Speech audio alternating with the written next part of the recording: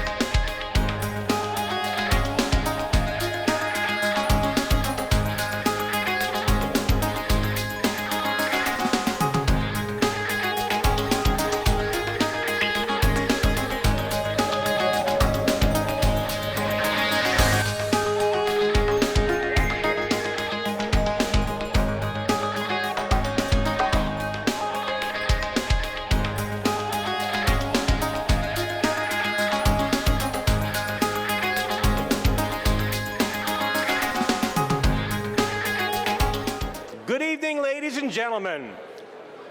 My name is Don Gramez, and I am your Master of Ceremonies this evening. I'd like to welcome you to the 6th Annual Florida Inventors Hall of Fame Induction Ceremony and Gala.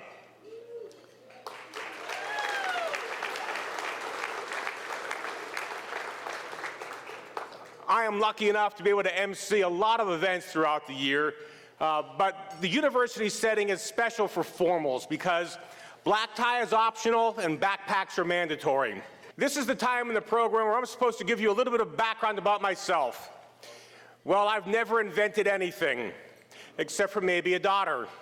I don't know if that counts. But she is here tonight. She is a USF graduate.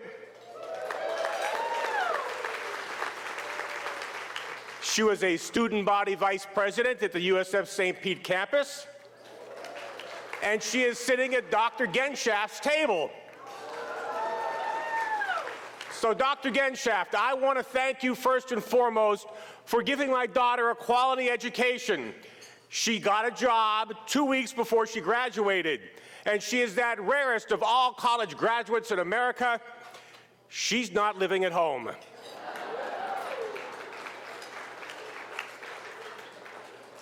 It is with great pleasure now that I introduce the 2015 Hall of Fame inductee and chair of the Florida Inventors Hall of Fame Advisory Board, Dr. Paul Sandberg. But before I introduce him, I got to tell you that Dr. Sandberg is USF's Senior Vice President for Research, Innovation, Knowledge Enterprise, and the President of the National Academy of Inventors. And I asked him, how does that fit on your business card? So he gave me one. Ladies and gentlemen, put your hands together and welcome Dr. Sandberg to the stage.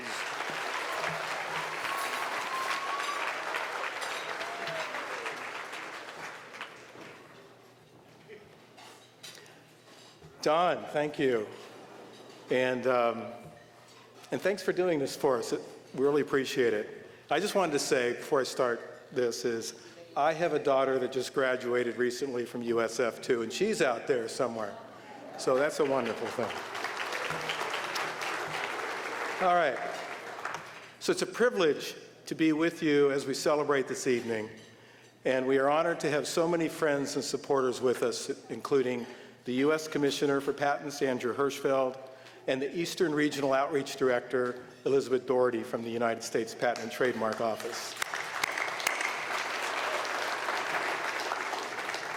Thank you for coming down from Washington, as you do each year, and joining us in Florida for tonight. Thank you. We particularly want to recognize and thank our event sponsors whose support has made this evening possible. Our corporate sponsor is the Florida High-Tech Quarter Council. The Quarter hosted that wonderful reception we just had, and thank you, Roger Pinn. Our diamond sponsors are CAE USA and their president, Ray Duquette, the University of Central Florida, and thank you, Vice President Liz Klonoff, the University of Florida, and thank you, President Kent Fox and Vice President David Norton. the University of South Florida and President Steve Carell, thank you, and platinum sponsor NVIDIA and their co-founders Chris Malachowski and Jensen Huang, thank you for traveling actually from California to be with us tonight.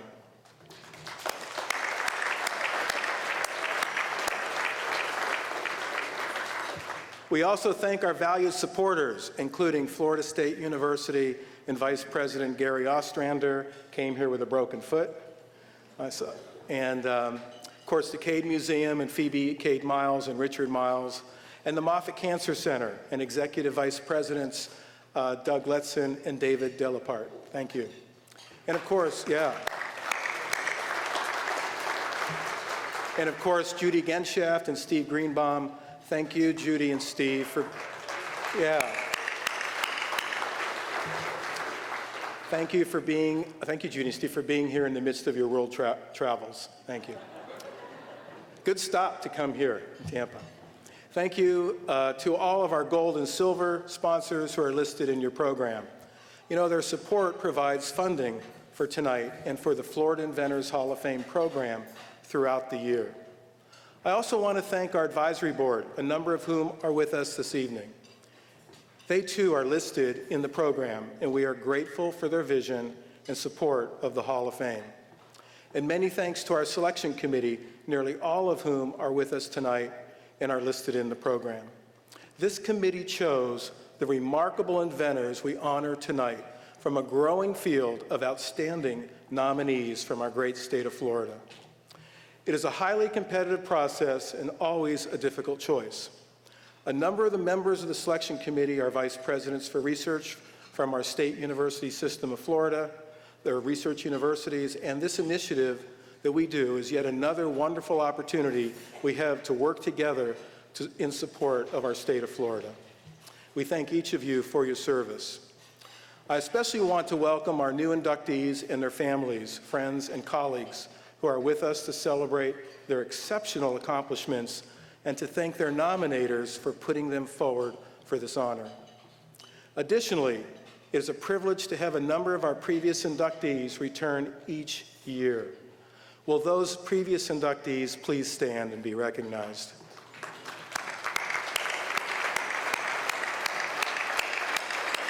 Stand, please. There we are.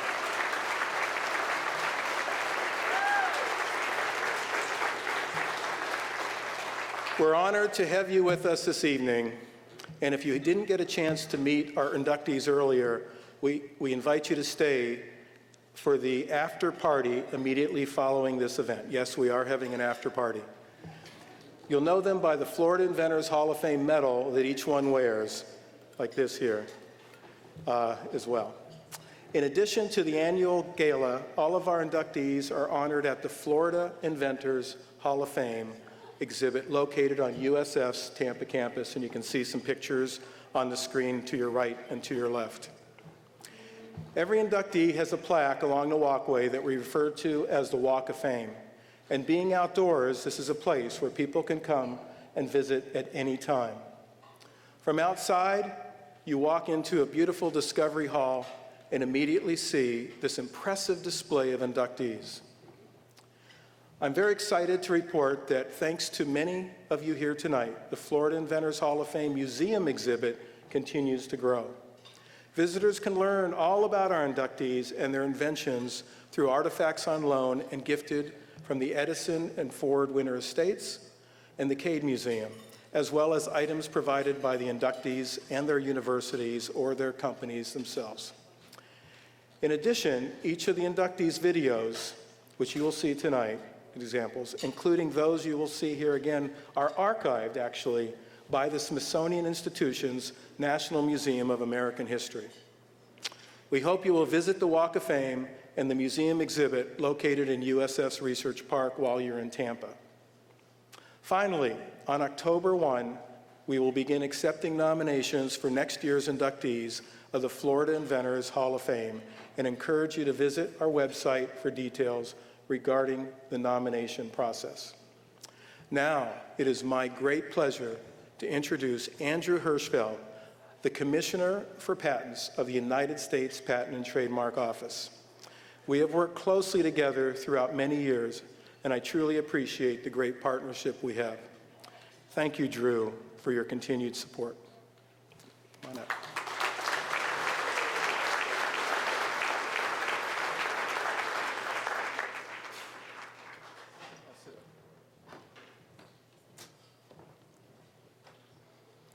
Good evening, everyone. And Paul, thank you for that very warm welcome. It's always wonderful to be back in the Sunshine State, and it's incredible tonight that we celebrate the 6th annual induction ceremony of the Florida Inventors Hall of Fame.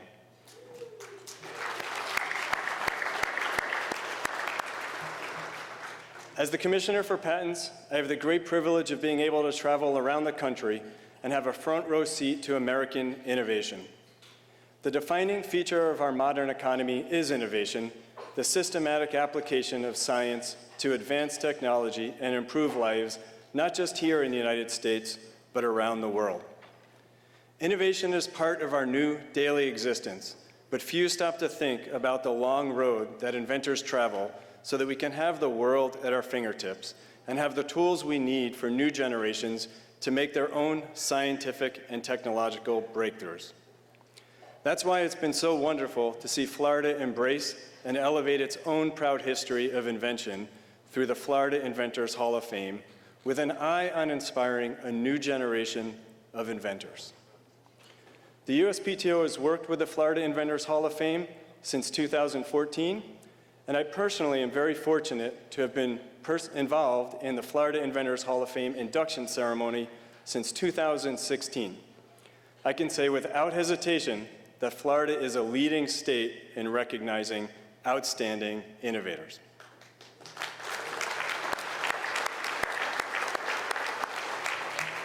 I think we all owe Dr. Sandberg a special thank you for spearheading the efforts to recognize and celebrate those innovators from Florida, so let's give him a round of applause.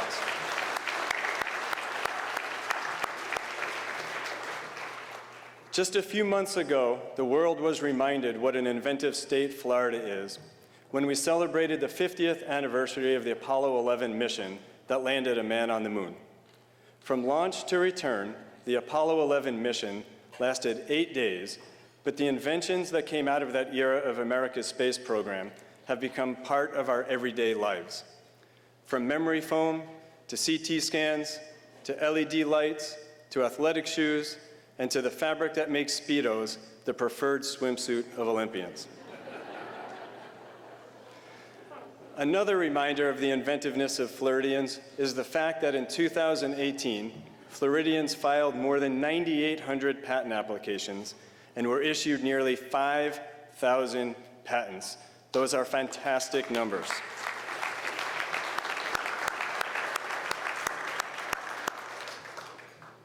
As we celebrate tonight's 8 new Hall of Fame members who collectively hold more than 340 US patents, we can't help but be in awe of how their ideas and abilities created stepping stones to the future.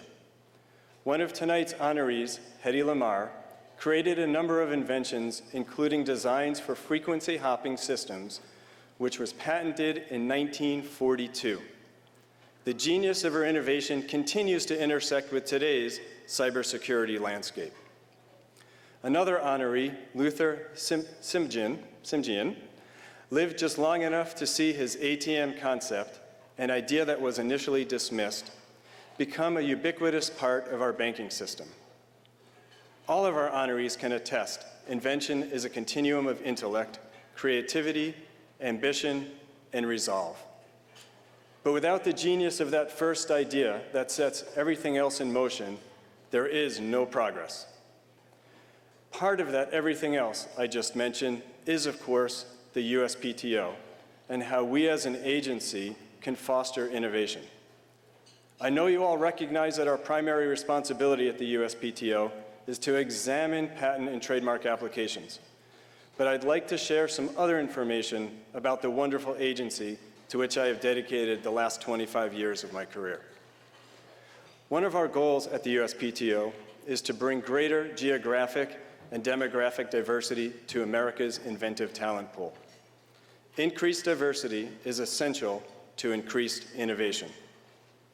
At the USPTO, we've partnered with the National Inventors Hall of Fame, or NIF, in unique STEM and invention education programs for more than 160,000 students annually, many of them economically disadvantaged. More than 40% of NIF's Camp Invention participants are girls. And this year, we hosted over 200 students at the USPTO headquarters for a girl-powered invention and entrepreneurship day. Another goal of ours at the USPTO is to share as widely as possible the many success stories of American innovators. We share these stories publicly, and we share them internally with our employees. These stories not only provide role models for others to emulate, but they serve as critical reminders of the immense value of our patent system. And now I'd like to share just a little bit about the more than 8,000 examiners who work at the USPTO. These examiners are devoted to fostering innovation, and I know firsthand that the allure to a patent examiner's job is the importance and impact resulting from their daily decisions. Examiners take pride in issuing patents that prove to be game changers, such as those of tonight's inductees. Patent examiners tend to stay in their jobs for longer than most people in other jobs. In fact, the average tenure of a patent examiner is over 11 years, which is an essentially remarkable number, especially since we've hired so many examiners in recent years. So out of that pool, we have 250 examiners that have over 30 years of examining experience. We have 11 of those examiners who have over 40 years of experience. And believe it or not, I'm not done. We have 2 examiners with over 50 years of patent examining experience. Can you imagine the innovation advances that they've seen? But I actually think I saved the most remarkable story for last. And that is that we have a 4th-generation patent examiner whose great-grandfather started at the USPTO in 1908.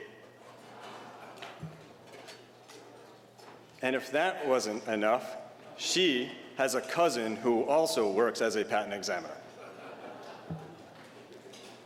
Well, on behalf of the dedicated examiners and the rest of the dedicated staff at the USPTO, congratulations to tonight's honorees on this well-earned recognition. You have made our lives better in so many ways. Thank you.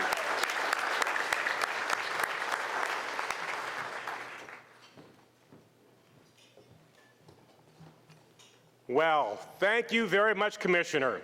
It was such an honor to have you with us tonight.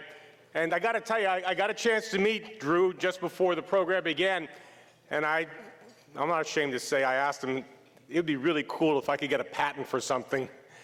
And he said, Don, first you have to invent something. Commissioner, would a collapsible business card work? Our induction ceremony is about to begin. Tonight, we're honored to be recognizing 8 incredible inventors from the golden age of Hollywood to modern day. Each inductee will be introduced with their own video biography. So as we begin the induction ceremony, we ask everyone to take their places. Quiet on the set. Lights. Camera. Invent.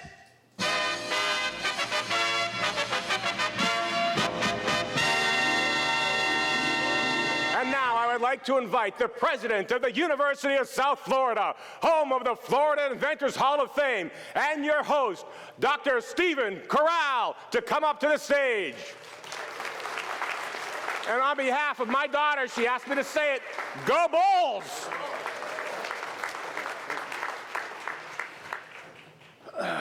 Well, good evening, everyone. Well, I'm thrilled to be here and delighted to be a part of this 2019 induction ceremony for the Florida Inventors Hall of Fame. I want to reiterate a warm welcome to all of you and particularly recognize our USF trustee Les Mumaw and his wife Pam. Les and Pam, thanks so much for being here. University of South Florida is so proud to host this very distinguished group of inductees. I want to add my personal congratulations to each of you and welcome your families and colleagues along with our sponsors and guests. You need to look no further than the accomplishments of tonight's honorees to know that Florida has a proud history as a state of innovation. One of the things that drew my wife and me to USF and to Florida is Florida's spirit of invention, the spirit that inspired the creation of the Florida Inventors Hall of Fame. And Paul, thank you again for your leadership on that. Fantastic.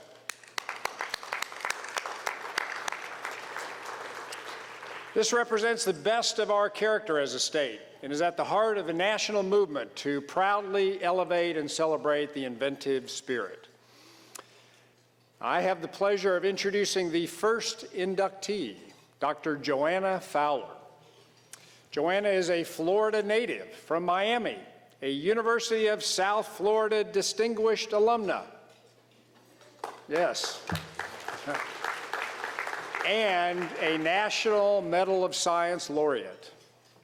Dr. Fowler is unable to be with us tonight, this evening, and so I'm honored to represent her. Let's take a look at her video. It still fascinates me. The incredible beauty of the universe. I call it a marathon and not a sprint. We never wanted to be in second place. Whatever I wanted to do, I felt that I could do it.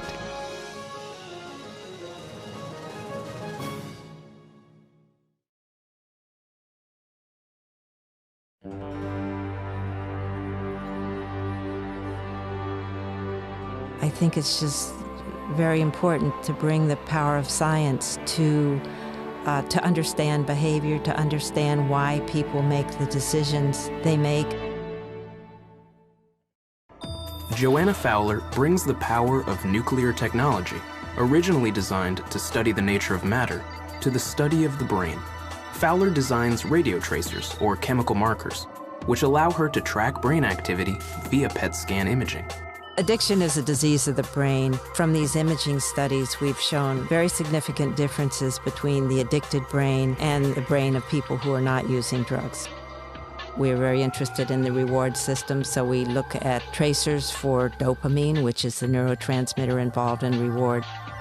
Radio tracers have a short life. From creating the tracer to imaging the patient to analyzing the results, Fowler's work in the lab must be done at breakneck speed. And the picture that's emerged now from all of these addictions is that it appears that the reward system is understimulated. Not only is the reward system being affected, but so is the frontal cortex. This part of the brain deals with the consequences of behavior such as addiction. And we're finding this pattern over and over, no matter whether you're looking at a cocaine abuser's brain or an alcoholic's brain, someone who abuses heroin or methamphetamine, or an obese person's brain. Fowler has spent a career alongside mentors and colleagues designing radio tracers that have aided in the study of addictions, as well as the diagnosis and treatment of cancer. Her groundbreaking work in developing a radio tracer to track a brain enzyme revealed behavioral patterns associated with cigarette smoking. So it's very reinforcing to work at something on the bench and then end up with some piece of knowledge about the brain that you never knew before. You know, I just lucked out getting into this area, and it's been so amazing being at Brookhaven National Laboratory because you can convene a room full of really smart people very rapidly to work on problems, and I think I'm the world's luckiest person. Hello, everyone. I'm sorry I can't be here tonight, but I'm absolutely thrilled to receive this important award. It has personal significance for me because my career was started in the chemistry department at the University of South Florida, doing research in the early 60s. I want to thank the Florida Inventors Hall of Fame for this honor and for recognizing our work. I also thank my group at Brookhaven National Laboratory.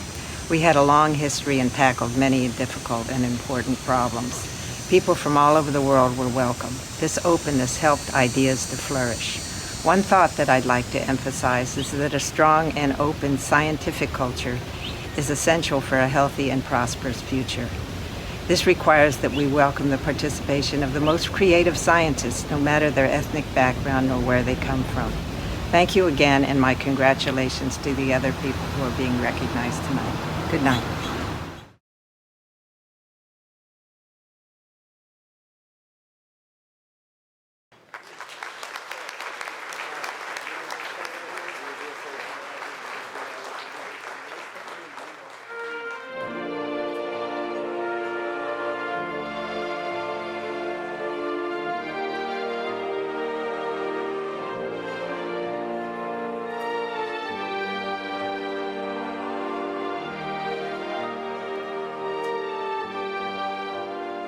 Well, I'm pleased to accept this medal on behalf of Dr. Fowler. I actually had the pleasure of speaking to her by phone yesterday, and it was just so extraordinary to hear her career path and her history, and she's really an extraordinary trailblazer.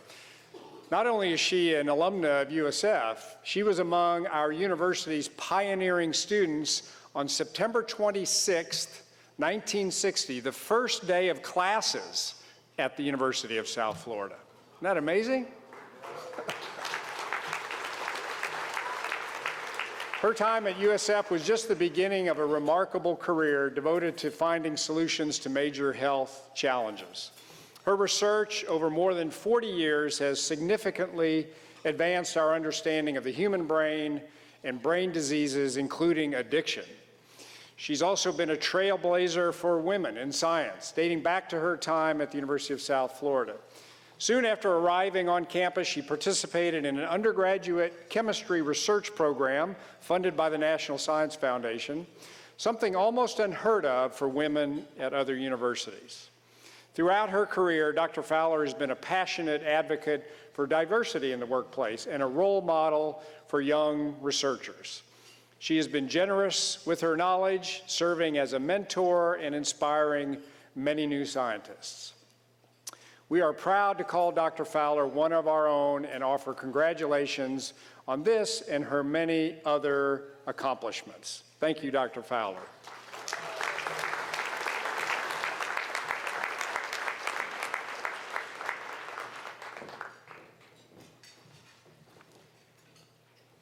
Our next inductee is Dr. Michael Bass.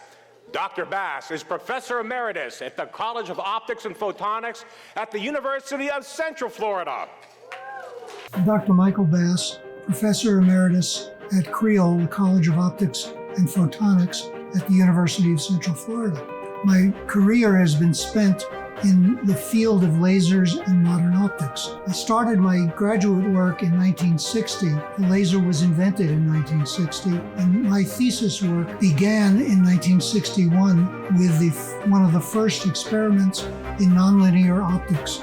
That was called optical rectification.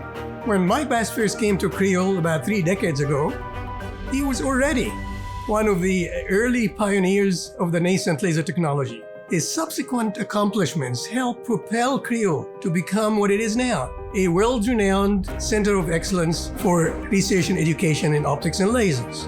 Bass has been a contributor to both fundamental science and engineering applications. A number of pioneering discoveries and inventions led to the emergence of photonics itself. Among these early discoveries is Bass's 1962 first observation of optical rectification. Optical rectification, where the optical pulse was rectified, turned from an oscillating pulse into a DC pulse. It was a great, impactful discovery in the early age of lasers, and it's on a par of discoveries that have led to Nobel Prizes.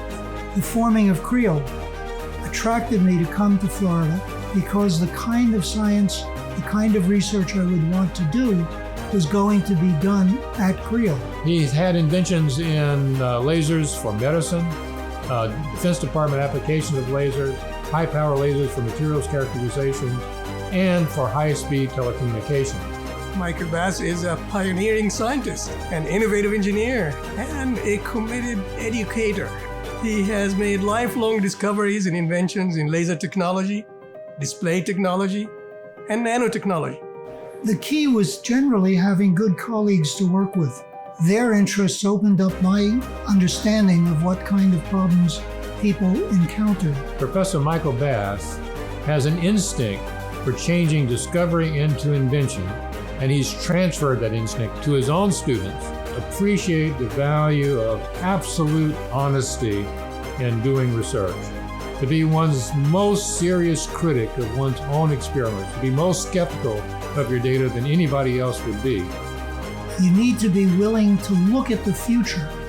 The future is more immense than the past. I mean, if I were to say the papers I publish and that stuff, it's much less important than to train the people and see them produce their lives and see them go on to be productive parts of this community in modern optics and lasers and so on. So that has to be the most important part.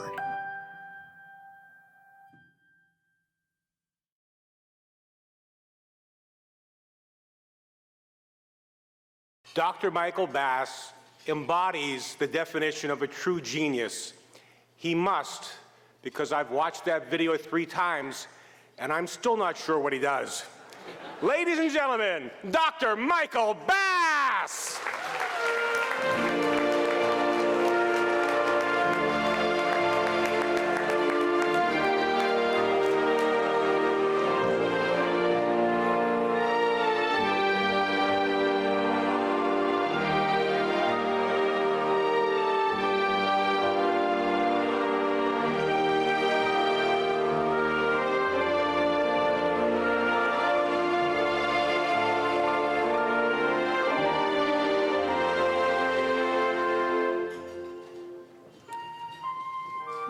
Thank you all, and special thanks to my wife, Judy, who has put up with me for 57 years, 2 months, and 20 days to get to tonight. I hope she continues to put up with me. The members of the Florida Inventors Hall of Fame are outstanding scientists, engineers, and inventors. To me, though, 2 of the most outstanding members of this Hall of Fame are my students, Marion Joseph, or MJ Swallow, and Shin-san, or ST Wu. It proves that at least twice in my career I did something right. I've had the good fortune to have great colleagues to work with on some of my inventions, and I'd like to recognize them. They were gastroenterologist Dr. Richard M. Dwyer, with whom in 1973 I worked to develop and invent a laser fiber optic system that could be guided by an endoscope to treat bleeding in the gastrointestinal system. The patent attorney who wrote up this patent disclosure was brilliant. He added the phrase to the patent, introduced into the patient through openings natural or man-made. That's not that funny. The last three words made our patent a precursor to all of laparoscopic surgery. So patent attorneys, if you're here, if any of you are here, please stay creative. Collaboration with UCF Professor Louis Chow in 2001 and 2002 led to the invention of an optical device that we call a beam control prism. It's a device that efficiently extracts light from bars of diode lasers. You probably have no idea what I'm talking about, but this device is very important in building high-power lasers, and the patent on this prism is licensed to a company called Rini Technologies that's an outgrowth of the UCF incubator. And it is actually returning some money. I get a few dollars from it. In 2009, I worked with UCF Professor Sudipta Seal, who was a 2018 inductee into this Hall of Fame, to develop doped cerium oxide nanoparticles. These particles can be made to emit visible light, and as a result, they can be located and an understanding be obtained about how they affect radiation treatment of cancers. This work led to a patent on the doped cerium nanoparticles.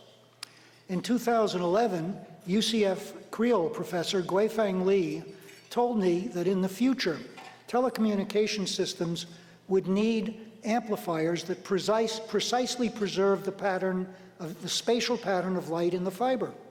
We found that such an amplifier was certainly possible, and a patent was issued on this type of amplifier. Together with these outstanding colleagues, I have been fortunate to be able to come up with answers to difficult problems. Again, thank you for this honor.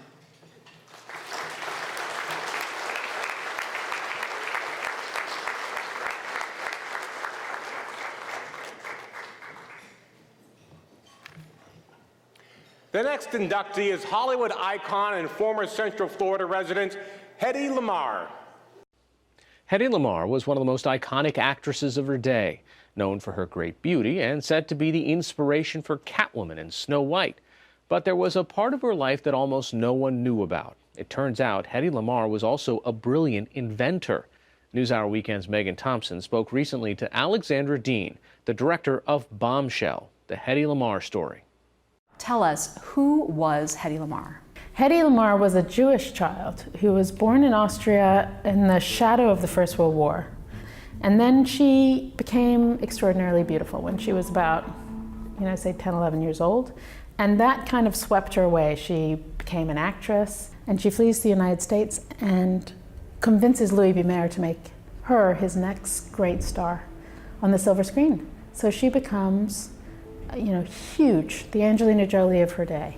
In all of these films with Spencer Tracy, Clark Gable, Jimmy Stewart. That was the public Hedy Lamarr, but it was the private, unexpected Lamarr who director Alexandra Dean found far more compelling. Inventing was her hobby. She not only had a complete inventing table set up in her house, but Howard Hughes gave her a small version of the set of equipment, which she had in the trailer where she stayed in between takes in her motion pictures. We don't know everything that Hedy invented, but we know that during the Second World War, she teamed up first with Howard Hughes, who was a great inventor himself. He was trying to create the fastest airplane in the world at that time. I thought the airplane was too slow. I decided that's not right. It shouldn't be square, the wing. So I bought a book of fish, and I bought a book of birds, and then used the fastest bird connected it with the fastest fish, and I drew it together and showed it to Howard Hughes, and they said, "You're a genius." And You did? Yeah. So she had no formal training in engineering or chemistry or anything like that. She was just naturally gifted. This is the amazing thing about Hedy Lamarr. She left school when she was 15 years old to become an actress. She loved chemistry, we know that. She invented, during that period, a tablet that would fizz up and make a cola. I had two chemists Howard Hughes gave me to do that. During the war, nobody had Coca-Cola, and I wanted to compress it into a tube so that servicemen and factory people, all they had to have is water and put it in. During the Second World War, there was this chokehold around England of Nazi U-boats, and it felt like it was the end of the war. It felt like it was the turning point, and the Nazis were going to win because we couldn't get any supplies to England. Jamming. Nazi submarines kept eluding the Allies' attacks because the Germans were very good at hacking or jamming the radio signals that guided the Allies' torpedoes. What Hedy Lamarr came up with was a radio signal between a ship and a torpedo that couldn't be hacked, that couldn't be jammed. Rather than sending radio communications on just one frequency, as was normally done, Lamarr came up with the idea of making the signal leap from frequency to frequency. Frequency hopping. You couldn't jam it because you'd only jam a split second of it in a single frequency. So frequency change, frequency hop, frequency hop, frequency hop. That concept, secure radio communications, was brilliant. And that basic idea of frequency hopping became part of what's known as spread spectrum. Spread spectrum is what's in all of our technology today. Bluetooth is probably the most purely similar to what Hedy Lamarr invented, and Wi-Fi too. But spread spectrum is in a huge amount of inventions that we use on a daily basis. Lamarr had a patent on the technology, but it was confiscated because she was an Austrian immigrant and considered an enemy alien. She was never compensated for her invention, which the film estimates to be worth around $30 billion today. When we began making this film, some scientists said to me, she was probably a spy. She probably stole this invention from the Nazis and brought it to the Allies as a spy, and we just don't realize it now. But doesn't that make a lot more sense to you than this movie star coming up with this incredible invention? I mean, serious scientists said that to me at the beginning of my research, and I really had to confront that assumption in the film. Part of what fueled those assumptions was that Lamar had almost never spoken publicly about her invention. She'd never really taken credit for her own work. And so I realized I had nothing, really, of her own record. And we really started shoe leather reporting and figuring out that there were about 75 people alive today that could possibly have something on Hedy Lamarr, and just systematically going down that list. And when we got to this guy, Fleming Meeks, who had written this article about her in 1990, he picked up the phone and he said to me, "I have been waiting 25 years for you to call me." It's embarrassing. I found it behind that blue trash can. I'd had stuff stowed there and I moved it out of the way, and there it was. It turned out he had tapes that basically told the whole of Hedy Lamarr's story, and they had never seen the light of day. Yeah. This is Fleming Meeks at Forbes. Oh, hello. Thank you so much for the roses. Oh, you're very welcome. I love them. The brains of people are more interesting than the looks, I think. And then people have the idea of I'm a sort of a stupid thing. What was that moment like for you as a filmmaker? I think I cried when I first heard Hedy's voice. I was different, I guess. Maybe I came from a different planet, who knows? But whatever it is, inventions are easy for me to do. How did Hedy Lamarr's life end? Hedy withdrew from the world at the end of her life. She really felt misunderstood. Part of it was a shoplifting arrest, which she may or may not have been guilty of. And part of it was that she had this really unfortunate plastic surgery at the end of her life to try and shore up that beauty. She was so withdrawn by the time she started to get recognized for her invention that she never came out publicly and accepted any claim for it. People ask me all the time if Hedy Lamarr's life was a tragic life to me. And I don't think it was, funnily enough. Even though she did have this really dark period, at the end of her life, she really examined what she'd been through and she came out with some wisdom. And the reason we know that is she would call her children and leave them these long messages on their answer phones, which they would record. And on one of her answer phone messages, we found her really trying to tell her son the message of her life through this poem.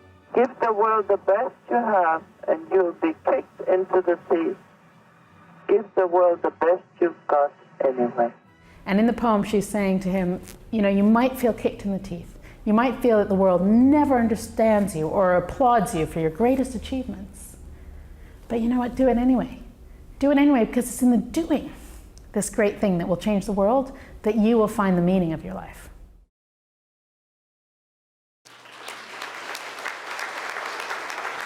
Please welcome to the stage Hedy Lamarr's son, Anthony Loder.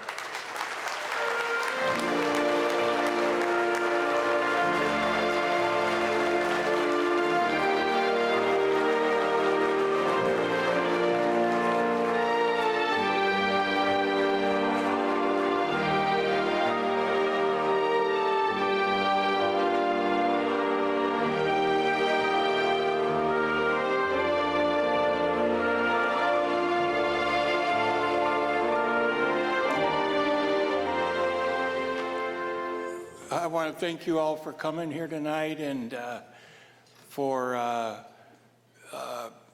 opening up yourselves to some gratitude payment for Hedy. Just a nice little thought. I think we all have our little computers with us. Lady Bluetooth is here. GPS, Wi-Fi. Communicating with onboard computers on multi-billion-dollar satellites, breaking up frequencies and sharing them all. So each of us here are sharing 50 frequencies because we're all using bits and pieces of it. Being Hedy Lamarr was not easy for my mother. because she said to me and to others, my beauty is a curse, my curse. Because, you know, she was very beautiful, and then it started to fade, and you know, she didn't do anything to get that beauty. She was born with it. And it came and it started to fade, and then they kind of threw her away. Being her son was unique because I got to witness all the ups and downs and extremes that this poor girl, who everybody loved, she was loved by millions, but nobody really loved her. You know, nobody loved her bright side, her thoughtful side. She was bored to death about, oh, you're so beautiful, oh, you're so beautiful, oh, you're so beautiful. She could care less about that or her movies. But, wow, that's a great idea, or what more can you think of? Or, you know, I want to nourish that side of you, the scientific side of you. You know, two sides.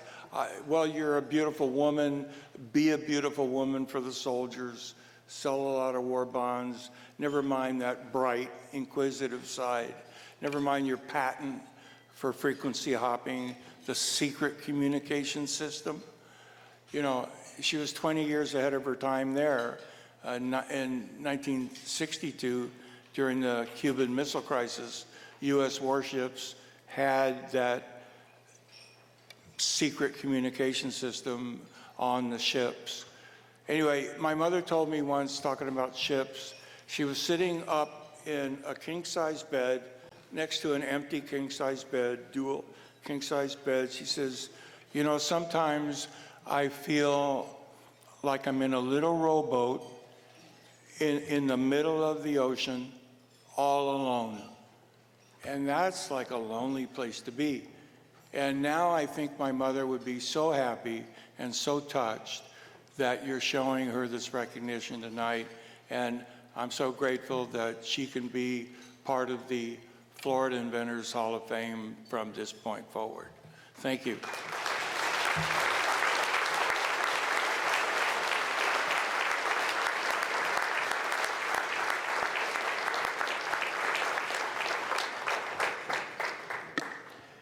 What a truly awesome story. Give him another round of applause.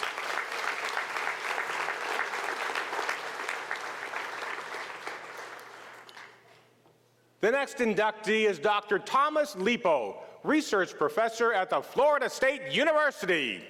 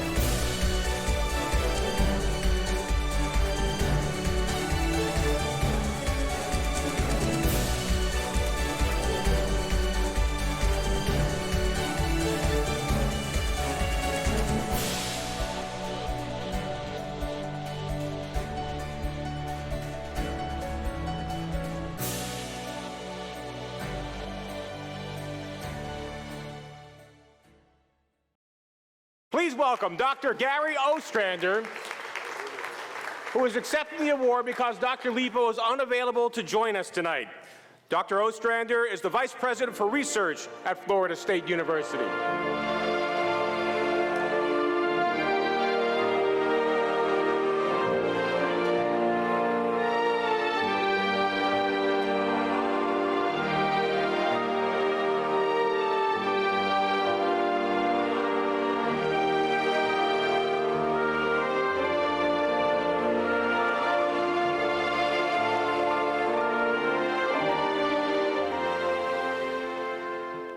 Good evening. It's really bittersweet that I'm standing here before you this evening.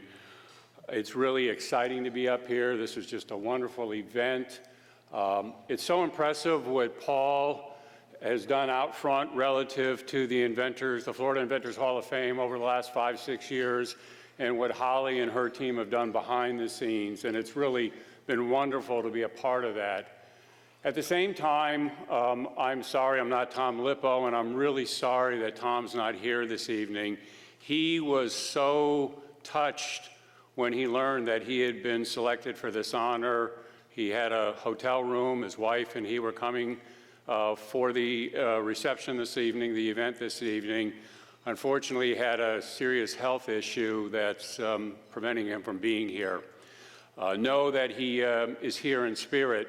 You know, when we learned from Tom what was happening, the first thing he communicated to the university was, "What about my graduate students?"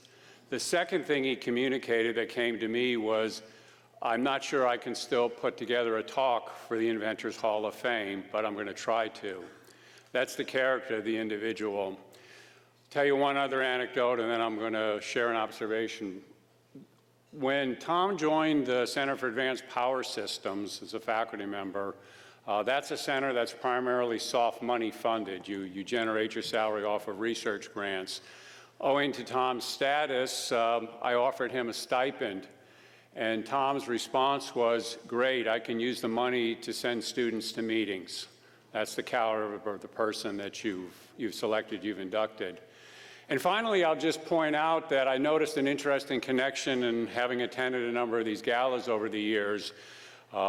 Henry Ford was selected and brought into the Hall of Fame a number of years ago, obviously for his work on the first automobiles. And here tonight we have somebody that's being selected whose the invention of the electric car went right through his laboratory. So it's a really interesting connection between members of the Hall of Fame. Thank you very much, and I'll be sure that Tom gets this. And I ask that you keep him in your thoughts and prayers in the coming weeks. Thank you.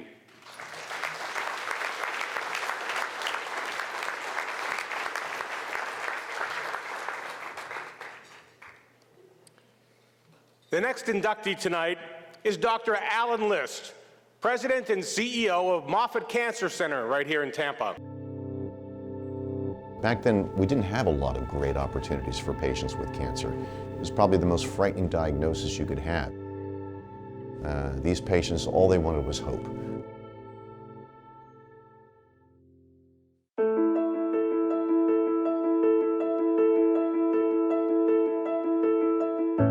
My interest in medicine really began with my father. My father was a medic in World War II in the Battle of Anzio, and he always told me being a physician is probably the most rewarding career you could ever have. I had a very close relative, a cousin, who developed AML. Certainly makes an impression on you, and it was something as I got into science I thought I could really make a difference, perhaps even in this area. When I was an intern, you'd rotate between different services, and one of them was an oncology service. I found that these are the most inspiring individuals you could ever work with. These patients, all they wanted was hope. I've known Dr. List for almost 2 decades, and we're both very much interested in a very unusual type of leukemia called myelodysplastic syndromes. So Dr. List was the first person to recognize that a new group of drugs related to an old drug had efficacy in a small subset of patients with what we call MDS. So he made a major contribution by identifying a population of patients with myelodysplastic syndrome that would respond to a drug called Revlimid. That's huge, and it's literally life-saving. And not just in the United States, the world. It's that kind of impact. Not only do the patients respond, over 80%, but their response duration lasted several years, and some have never relapsed. We We both started our careers at Arizona, and we worked with each other even then in different projects. And it was obvious that not only is he bright, and extremely bright, but he serves the patient, and he's a joy to work with. I don't really know of any other leader at that level that's still seeing patients one day a week, still running clinical trials, and doing the research operations. He's got a lab operation that's very vibrant, and running an institute with 6,500 people in it. My experience with Revlimid, to see the impact it had with patients, it's a great thing, but it's only a start. We have a lot more work to do. It's great to have successes, but it means we have a lot more to do to help the others that aren't benefiting. I've been trained and I have the tools to really make a difference, and that's what I get excited about.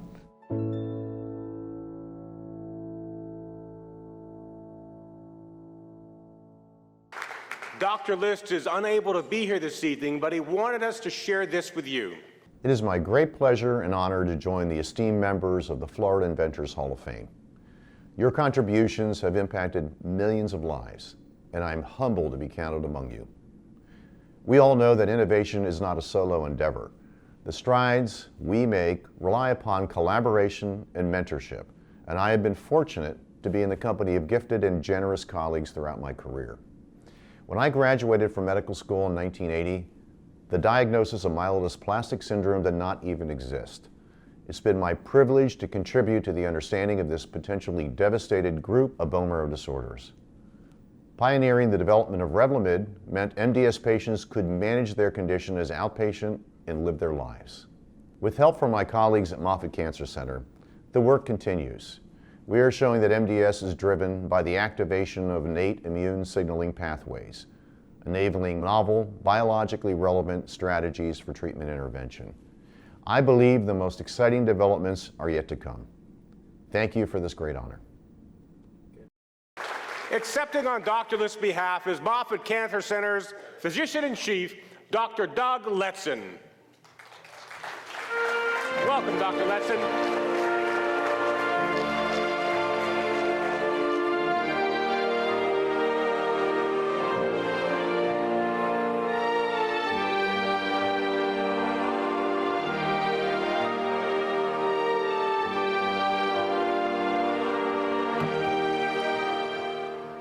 Hello, I'm Doug Letson from the Moffitt Cancer Center. I'm representing Dr. Alan List for this prestigious honor. Dr. List is an amazing person. Not only is he a great scientist, a great inventor, but he's a great leader. And Dr. List is the leader of the Moffitt Cancer Center, the CEO, and he's led this cancer center to be one of the top cancer centers in the United States. Not only is he a great leader, he's also a fantastic physician. Patients from all over the world come to see him to treat their myelodysplastic syndrome.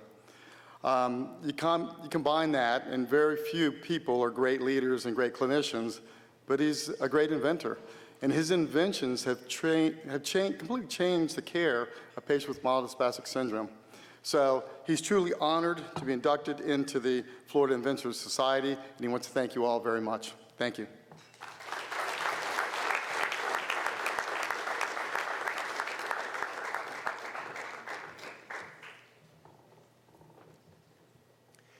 The next inductee is Chris Malachowski, a University of Florida distinguished alumnus and co-founder of NVIDIA. And I apologize for messing up your name because I'm a Gator too. I was a tinker, a builder, worked as a carpenter and loved that. But being my father was a doctor, there was an expectation that I'd become a doctor. One of my father's friends said, look, I know you're supposed to be a doctor, but you like to build things. You should go into medical engineering. You get to doctor and build. I said, great. University of Florida campus had a world-class building construction school and a medical school. I selected engineering as a way to do pre-med. Once I started doing the engineering stuff, I found it fascinating. I ended up taking the medical school entrance exam. For the first time in my education, I actually thought about what it's going to be like to be a doctor. because this was the stepping stone to being a doctor. And I actually didn't really want to be a doctor anymore. I really liked the engineering stuff. And I remember calling my parents and saying, good news and bad news. Good news is, the test wasn't that hard. It was a lot easier than I thought. Bad news, don't want to be a doctor anymore. And my mother, with no hesitation, said, good, because she never read directions anyway. You didn't think you'd be a good one, you're doing it for your father. I've been very fortunate to be able to spend a significant amount of time with Chris. He's an amazing individual. Chris is a rock star, not only among scientists and engineers, but in any sort of gaming community. When I left school, I ended up joining Hewlett-Packard Corporation out in California and worked there for 6.5 years, worked my way into designing a CPU chip for them and leveraged that into a job at another company called Sun Microsystems, where I ended up working on computer graphics. And there I met my colleague, Curtis, and we were designing graphics devices for the Sun workstation. Got together with our friend Jensen, a supplier of chips to Sun Microsystems, and we decided to start NVIDIA to go pursue multimedia in the PC space, which was a rather young and mature technology at the time. He is incredibly intellectually curious and very good at connecting the dots between disparate technologies. And he's also very good at matching up applications with technologies, something he did very well at NVIDIA. And in fact, the entire company was built on the premise of taking a technology they had and using it for an application space very different from what they had originally contemplated. The GPU turned out to be an evolutionary advance over the previous graphics accelerators. It took what was a fixed function device that implemented a very specific set of algorithms and mathematics and approach to computer graphics and started making more and more of those elements programmable. We eventually consolidated all that mathematics into computer cores, and that led to a broadening of the utility of the GPU. But the GPU kept evolving because of the insatiable demand of gamers. High frame rate, high fidelity, ever-improving visuals, and that insatiable demand pushed us to come up with a very elegant, very high-performance solution. NVIDIA's development of the GPU has had tremendous impact on both consumer market and also in science and engineering. More recently, NVIDIA has developed applications which utilize GPUs in machine learning, and as we know, machine learning is one of the most significant advances of this decade and will be so for the next probably 10 to 20 years. Simulation and modeling have replaced, wet labs and physical modeling in many respects. It's lent itself to find the structure of the HIV virus, to help advance personalized medicine and genomics, discovery of drugs, the discovery of new energy sources, been at the heart of the new wave of autonomous vehicles. But ultimately, I think the real benefit will be stuff you don't notice. Changing the way people design products, changing the way people do science. It's allowing software to, in essence, write software to go solve problems. I got where I am because I don't think I have a lot of ego. I really only have the objective in mind. And I'm very cognizant of the fact that I'm working with people, and I'd like them along for the ride.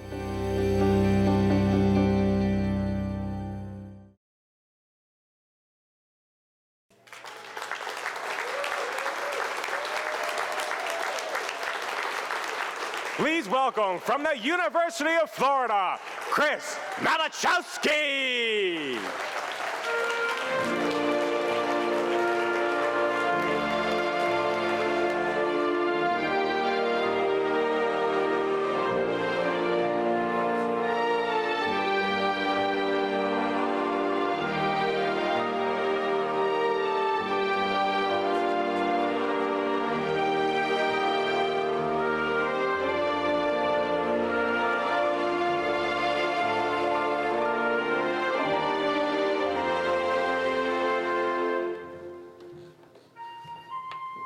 Good evening. Let me start by saying how humbled I am for being selected for this honor, and compared to the other inductees, I hardly feel worthy.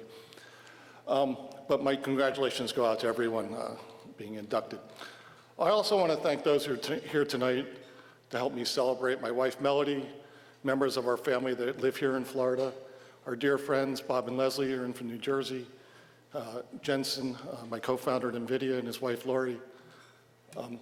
I'd also like to thank Dr. Fox and Dean Abernathy and the other folks here from the University of Florida. Each of you has supported me along this journey or helped nominate me for this recognition. In many cases, you did both, and I'm very grateful. The invention I'm being recognized for, the Graphics Processing Unit, or GPU, is the result of the combined efforts of many, many brilliant engineers and scientists at NVIDIA. Since its introduction in 1999, the GPU developed in ways we couldn't have possibly envisioned.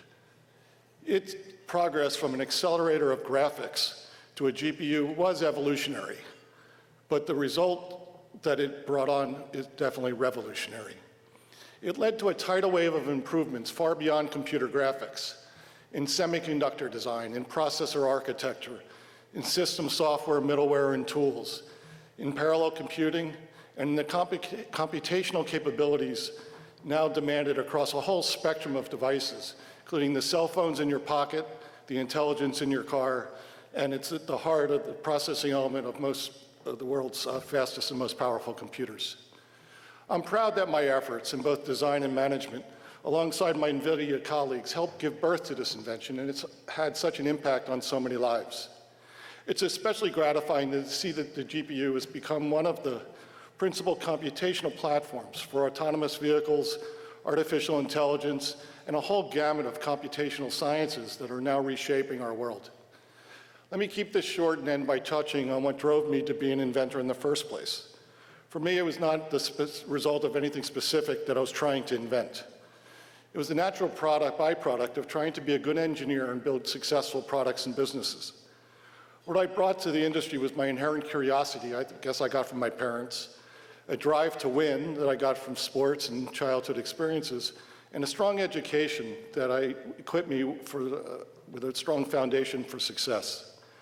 I found at every stage of my engineering career that if I actively surrounded myself with smart, creative people that I liked and respected, if I looked at problems objectively and with an open mind and approached them from first principles, if I set objectives that emphasize simplicity and elegance, if I never, ever wanted to let down my family, my friends, or my colleagues, then I was incredibly motivated and incredibly well-equipped to always meet most of my professional challenges. I take the honor of being recognized as a noteworthy inventor as an acknowledgement of a successful engineering and entrepreneurial career, and as a testament to the disciplined approach to problem solving that I learned here in Florida. For both, I wholeheartedly thank you.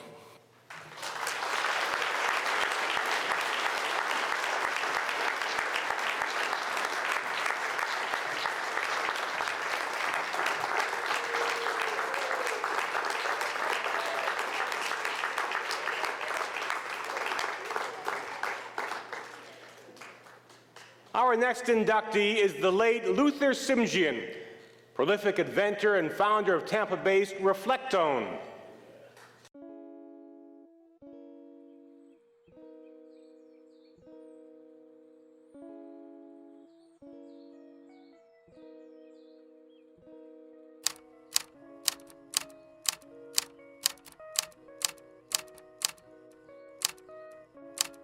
I can tell you very easily where I was born, but the purpose of being born, I don't know. My parents would know that. But I was born in Antep, Turkey.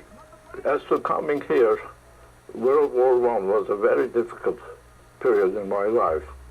I lost my two sisters. They were younger than I, and my mother, so I decided that continent wasn't the place for me to raise family as I grew. So I wanted to come to USA.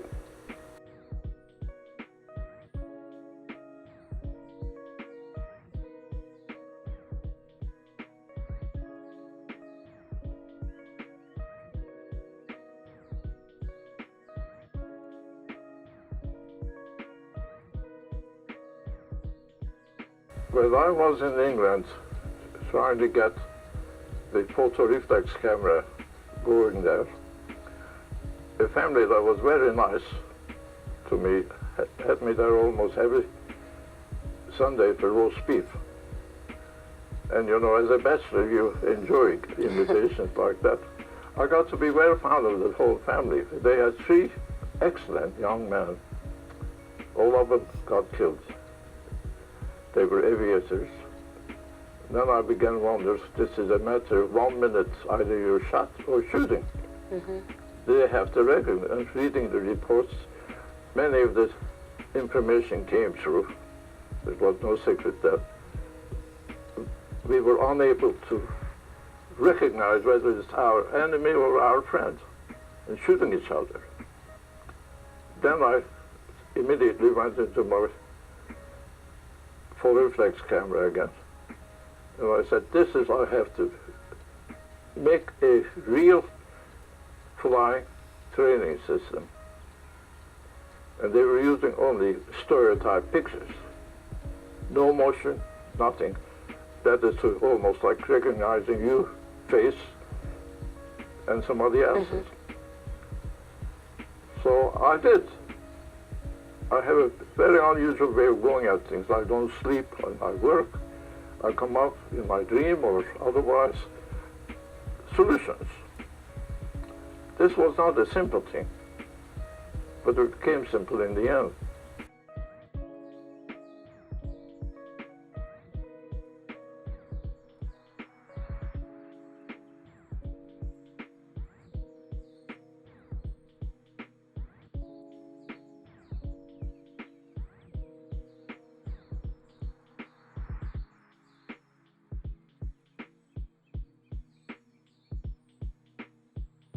My aim was to become happy, and to be happy I had to continue inventing.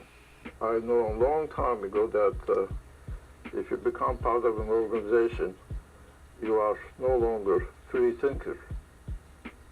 Because if they go and pay for your experiment, they will get results. Well, I wasn't interested on the financial end. I was interested in seeing my thoughts becoming three-dimensional.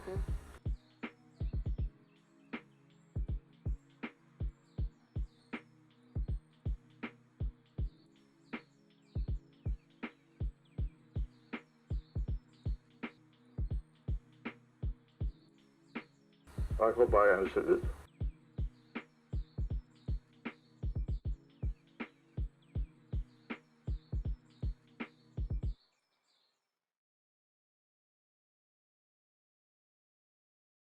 Representing Luther Simjian is Raymond Duquette, President of CAE USA.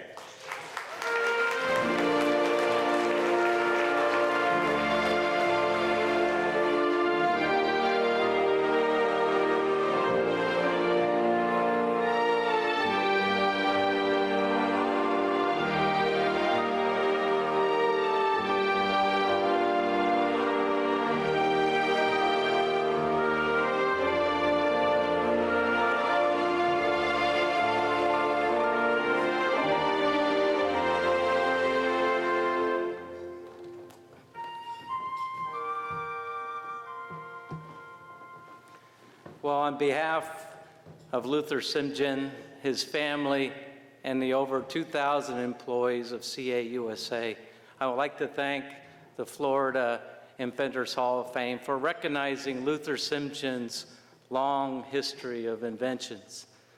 Luther was our founder back in 1939, and in just 2 weeks from today, our employees here in Tampa will celebrate 80 years.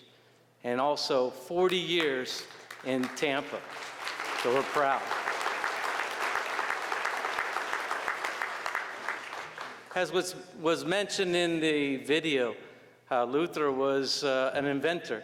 He had over 200 patents, but his most important invention, as he said, the one he was most proud about was inventing the training device that would save lives during World War II. And we're proud to carry that legacy forward, because today our noble purpose of CAE is to create the best training solutions for the men and women of our armed services, so they can accomplish their mission safely and return home to their families, friends, and community.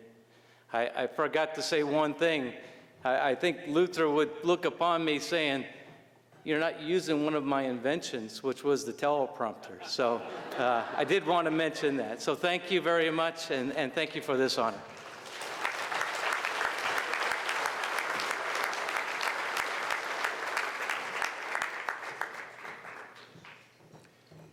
Don't worry, I am using that invention. Our final inductee is Dr. Richard Yost, University of Florida professor. Let's take a look. I think I developed my interest in science because I was always an inquisitive kid. Spent a lot of time outdoors. I was very interested in nature and geology. I had an awful lot of great teachers in elementary school and high school who gave me an opportunity to explore my interests. And I found myself fascinated by the instruments we use to make measurements. We call those tools, so we're really a tool maker. So I've spent much of my life building mass spectrometers, ways of looking at molecules. I'm so pleased to see Rick getting this award because of his collegiality, his way of connecting with students and his colleagues. He knows how to cut right to the point and get something accomplished. And he has become, frankly, an advisor and a mentor to many people across this campus. The invention for which I'm probably best known is the triple quadrupole mass spectrometer. A mass spectrometer is an instrument that measures the mass of compounds, of molecules. We turn them into ions by putting a charge on them, and then we sort them out and weigh them. Spent a lot of time, my professor and I, talking about what we might do in this area of mass spectrometry and computerizing a mass spectrometer and using the quadrupole. And we were actually driving back from a conference at 3 o'clock in the morning. I was riding shotgun to keep our professor awake as we drove the group back to Michigan State University. And we came up with this crazy idea of putting 3 quadrupoles together in a row. So just before we got back to university, Professor Enke turned to me and said, you know, great idea. If you want to do this, you can write a grant proposal. We were fortunate. The Office of Naval Research gave us funding, about a couple thousand pounds of stainless steel and several hundred pounds of electronics, and started to build this instrument. This is a tandem mass spectrometer, which allows you to take one stage of mass spectrometry, fragment those ions, and then measure the mass of the fragments. This triple quadrupole mass spectrometer is used today for neonatal screening, for newborn testing. So when a baby is born in the United States or in most of the developed world, after their first meal, they'll have their heel pricked, blood spots will be put on a Guthrie card, sent to a state laboratory someplace, and they'll use one of these instruments to screen for somewhere between 50 and 100 different inherited diseases. So last year, 15 million babies around the world were tested with this instrument for those diseases, probably saving 10,000 of them from an early death. Agriculture is very important in Florida, and there's an awful lot of agricultural research and environmental research done this way. If we have an oil spill, you know, off in the Gulf, the tools we use to measure that and track it and so on are, again, mass spectrometry. See here, we see our drift spectra. You see. One of the most inspiring things about Rick has nothing to do with science, has nothing to do with the University of Florida, and that is that he is a lifelong Boy Scout, and he's a Boy Scout leader. And I think that says everything you need to know about the kind of personality and commitment he has to young people. I've been a Scout Master for most of the last 45 years. Young people of different age than I work with at the university, getting them in the outdoors and learning skills and about how to be a good citizen. Probably the biggest influence I would say these days are the 100 and some PhD students who've come through my laboratory, who have come up with new ideas, challenged me at times, and helped keep me young and excited about science.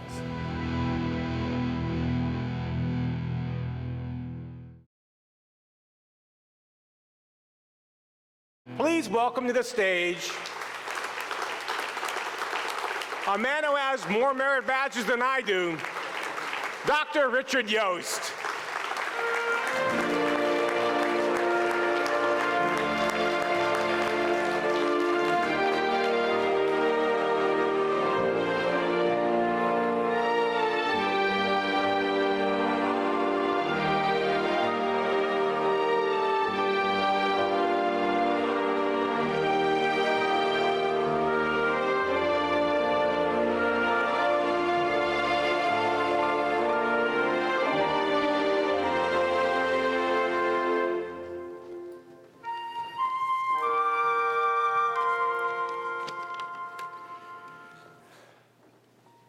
Good evening. It is a great honor to be recognized tonight alongside these other great inventors. First, I'd like to thank the Florida Inventors Hall of Fame for this honor. More importantly, I'd like to thank the Hall of Fame for celebrating the tools that advance science. One can hardly name a significant advancement in science that was not made possible by the development of a tool to see something or measure something, and that includes everything from litmus paper to telescopes and to mass spectrometers. I would like to thank my academic mentors, Chris Anke at Michigan State, Jim Morrison at La Trobe University in Australia, as well as the colleagues, the collaborators, and the many graduate students with whom I've had the pleasure to work at the University of Florida. I also want to acknowledge the funding agencies who have supported our research over these many years. UF is a remarkable university that promotes innovative, interdisciplinary research, as well as preparing the next generation of outstanding young minds, some of whom may be standing right up here in a few years. And finally, I want to thank my family, who has supported me and inspired me through my academic life. And thanks to all of you who are here tonight to celebrate inventors and innovation. Thank you.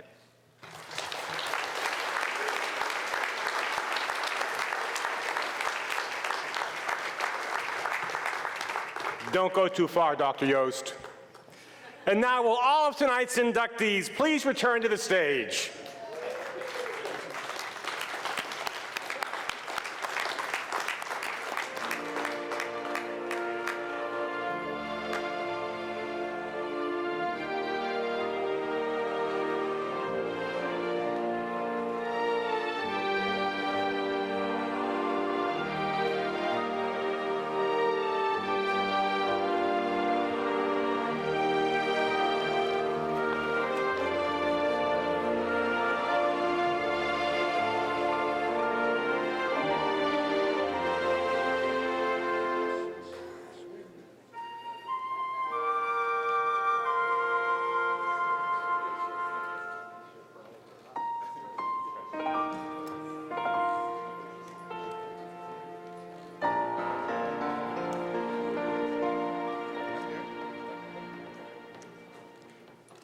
Let's hear it for another outstanding group of innovators to add to the now total of 43 inventors who make up the Florida Inventors Hall of Fame.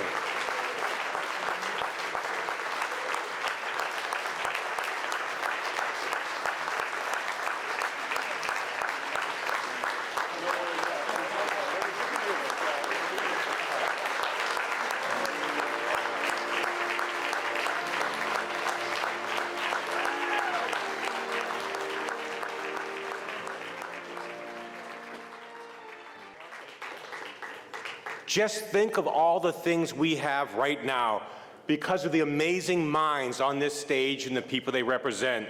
Wi-Fi, Bluetooth, lasers, ATMs, flight simulators, electric cars. We're beating leukemia. We're saving thousands of babies' lives a year. And then there's the collapsible business card.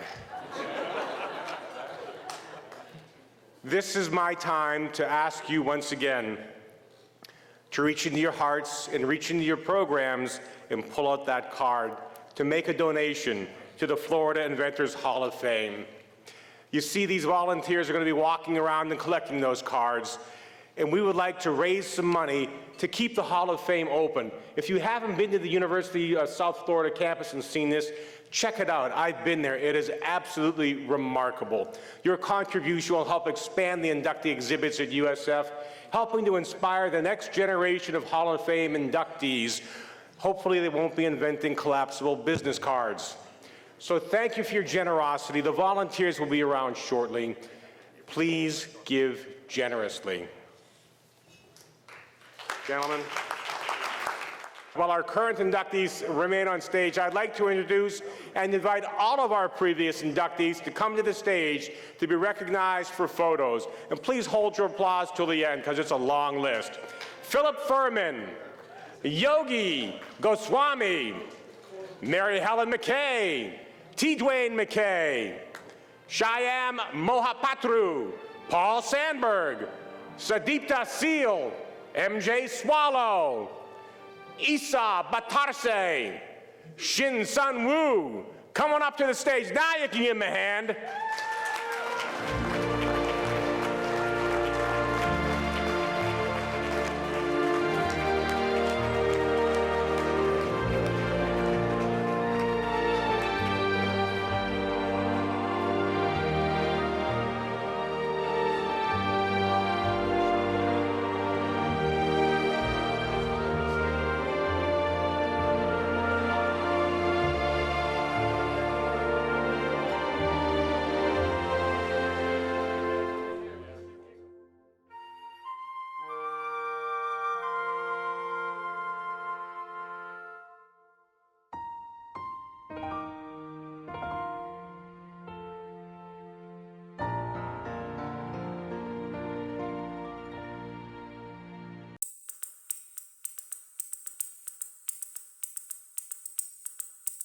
you.